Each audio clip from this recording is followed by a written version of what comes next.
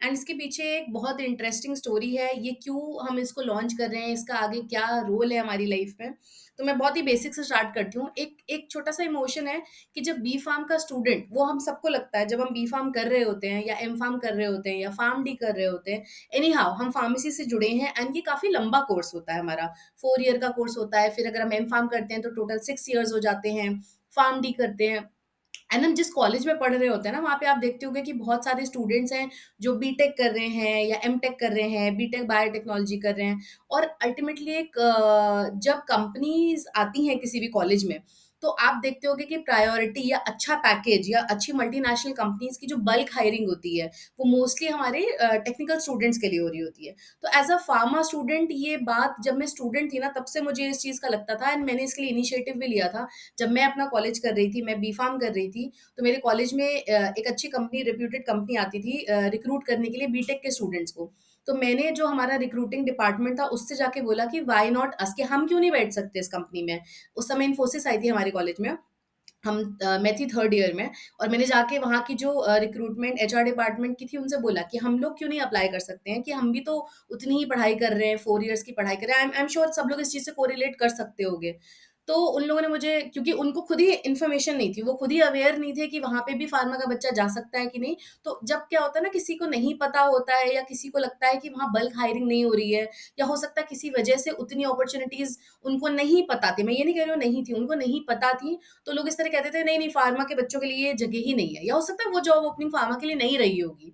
पर उतनी कोशिश कई बार जो है नहीं करी जाती थी, पर मैं किसी को ब्लेम नहीं कर रही हूँ। देखो, अल्टीमेटली है क्या कि बहुत सारे स्टूडेंट्स ऐसे भी हैं, जो हेल्थ केयर डिपार्टमेंट के इतने सक्सेसफुल पोस्ट पे पहुँचे हैं, जहाँ हमारे टेक्निकल स्टूडेंट्स भी नहीं पहुँच पा रहे हैं, बीटेक वगैरह के भी।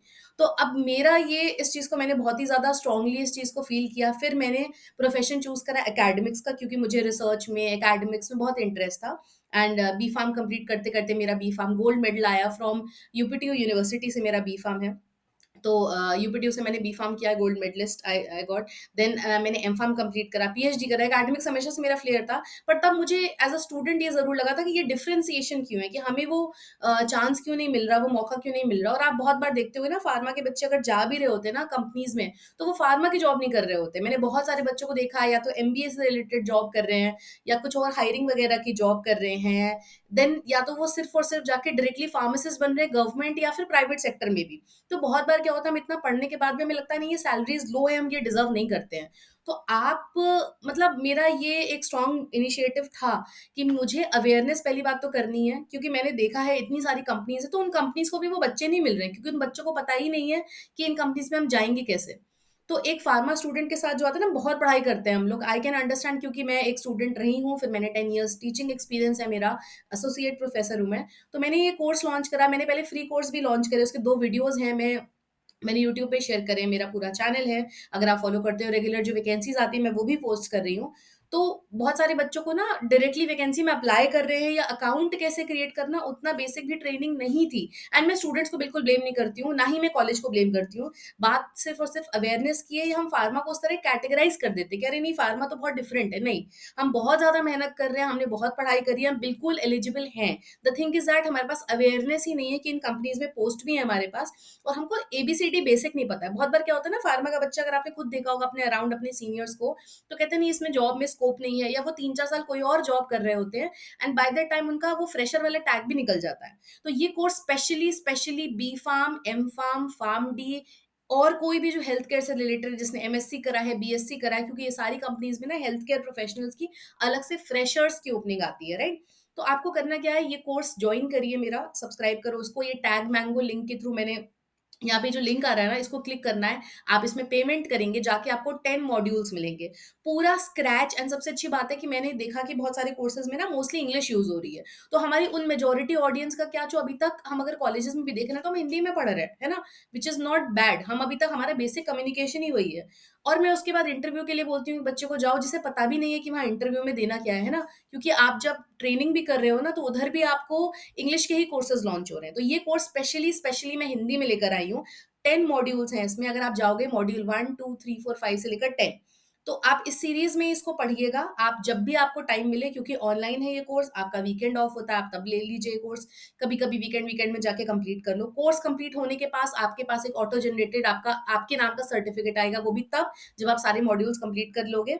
तो इसमें मैंने क्या-क्या चीज़ें कवर करी हैं, इंट्रोडक्शन कवर करा है, फार्माकोविजिलेंस के बारे में क्या है, कौन-कौन सी गाइडलाइंस यूज़ होती है, मतलब मैंने वो सारे क्वेश्चन्स उठा के इसमें कोशिश करी है कि मैं सॉल्व करूँ आपके लिए, आपको एक्सप्लेन करा है, जस्टिफिकेशन दिया है, जो टीसीएस, इन्फोसिस, एक्सेंचर वगैरह में पूछे जाते हैं, उन सब कंपनीज़ में पूछे जाते हैं।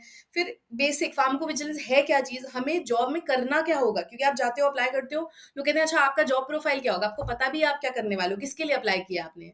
क्या आपने पहले कोई ट्रेनिंग करी है कि नहीं? तो देखो उसका जवाब ये है, अगर आप ये सर्टिफिकेट लेके जाओगे, it will hold a lot of value. And second, सिर्फ सर्टिफिकेट की बात नहीं है, आपको इन्फॉर्मेशन भी होगी, क्योंकि क्या होता है ना, सिर्फ यूट्यूब वीडियो देख लिया कोई एक ऑनलाइन सर्टिफिकेट सिर्फ किसी ने ऐसे ही टिक टिक करके आंसर सबमिट कर दिया। अगर डेडिकेटेडली, क्योंकि हिंदी में है ये, आप प्रॉपर इसके नोट्स लीजिए, पढ़ो। मैंने साथ के साथ पीडीएफ के, मतलब हर मॉड्यूल में पहला वीडियो है, सेकंड चैप्टर हमारा जो है नोट्स है, और थर्ड चैप्टर में आपके 5 क्वेश्चंस है।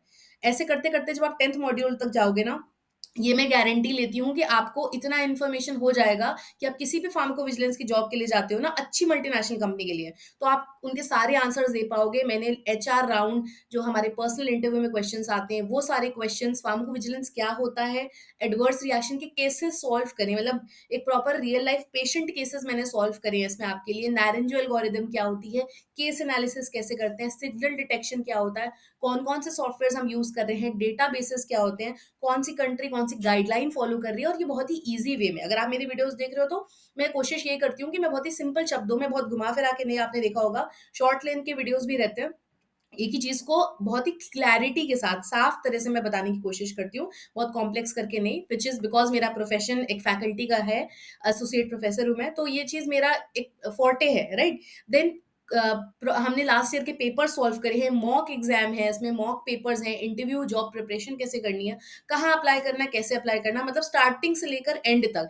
विजिलेंस क्या होता है, उसके अंदर क्या प्रोसेसिंग, आपका जॉब डिस्क्रिप्शन क्या रहेगा, से लास्ट ईयर के paper, and finally mock exam से लेकर हमारा सर्टिफिकेट सपोर्ट तक। तो वो सारी चीज़ें इस कोर्स में हैं। आई एम श्योर ये बहुत ज़्यादा बेनिफिट करेगा फार्मा के स्टूडेंट्स को। तो ये मेरा पर्सनल रेवोल्यूशन है कि मैं चाहती हूँ कि फार्मा के स्टूडेंट्स एलिजिबल हैं and they should reach there destination, क्योंकि हमें अवेयरनेस ही नहीं है।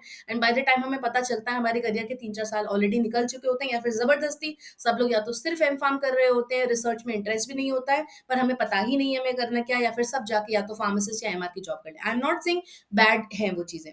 आपका इंटरेस्ट है, आप बिल्कुल करिए, पर हमें ये फ़ील्ड पता ही नहीं है, और बहुत सारे लोग चाहते हैं कि हम भी, जब बीटेक के स्टूडेंट्स की जितनी फ़ीस भर रहे हैं, उतनी पढ़ाई कर रहे हैं, तो हमें भी ये चांस मिलना चाहिए कि हम मल्टीनेशनल कंपनीज़ में बैठें। तो ये शायद ये मेरा माइंडसेट तब स्टार्ट हुआ था जब हमें कॉलेज में नहीं मिला था परमिशन, क्योंकि हमारे वहाँ पे उनको पता ही नहीं था कि फार्मा वाले भी बैठ सकते हैं, या उनके लिए भी जॉब ऑप्शंस होते होंगे। पर प्लीज़, आपकी अपनी फ़ील्ड है, आप एमबीए या बीटेक में नहीं जाइए अगर आपको नहीं इंटरेस्ट है, आप अपनी फ़ील्ड में मल्टीनेशनल में एंटर कर सकते हो। And for that please do follow this course. आप इसको सब्सक्राइब करो, शेयर करो। एंड अगर आपको लगता है कि हम आगे चल के आपको ये कोर्स कंप्लीट करने के बाद प्रॉपर गूगल मीट पे या उस पे भी हम वन टू वन इंटरेक्शंस करेंगे, तो उसके अलग सेशन से मैं कॉन्टैक्ट नंबर व्हाट्सएप का ड्रॉप करती हूँ अपना, 9696611081। उस पे मुझसे कनेक्ट करिए, मैं बताऊँगी किस तरह के वो सेशंस होते हैं। वो इस कोर्स का पार्ट नहीं है, वो अलग से हम करेंगे। पर अगर आपको लगता है इसको आगे और सीखना है और केसेस सॉल्व करने हैं, तो we can discuss on that. Thank you everyone.